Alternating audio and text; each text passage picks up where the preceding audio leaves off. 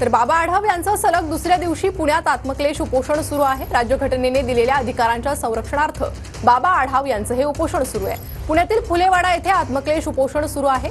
देशात संविधान आणि लोकशाहीची थट्टा सुरू असल्याचा आढाव यांनी आरोप केला आहे। विधानसभेचे निकाल आल्यापासून ईव्हीएम वर देखील काही नेते शंका व्यक्त करत आहेत। तुम्हाला वाटतं ईव्हीएम मध्ये काही फेरफार किंवा काही घोटाळे असू शकतात? मला असं वाटतं त्यात थोडंसं तथ्य आहे, पण ते तथ्य विरोधकांनी फक्त सरकारवर जबाबदारी टाकून नाही चालणार। चोराला तू चोरी केली नसती सिद्ध करण्यासारखं असं ते होईल। विरोधकांनी यापेक्षा जरा वेगळ्या पद्धतीची तयारी करून ते सरकारला पटवून दिलं पाहिजे असं मला वाटतं। ते करतील असं मी मानतो।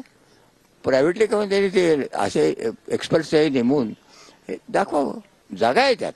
पूर्वीचा हातात मताचं कारण फुली मारण्याचं होतं, ते जाऊन 30-32 उमेदवारांच्या यादीमध्ये अतिशय बारकोळ्या एवढं मला खरं काही मला दिसत नव्हतं। मी माझ्या बायकोला घेऊन गेलो होतो आणि माझ्या सहाय्यकार्य आणि त्याने विचारलं कुठे आहे, त्यांनी सांगितले, त्यांनी माझं बोट धरलं आणि त्या लावलं आणि तिकडे काहीतरी आवाज झाला, दाब आणायला यायला।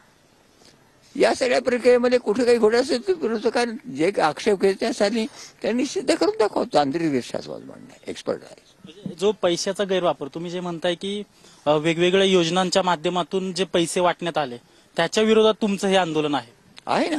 उघड मी बोललोच आहे ना।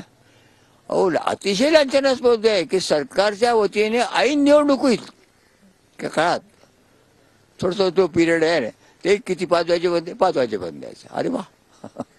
कॅमेरा पर्सन सुशांत राऊतसह अजिंक्य धायगुडे, TV9 मराठी, पुणे।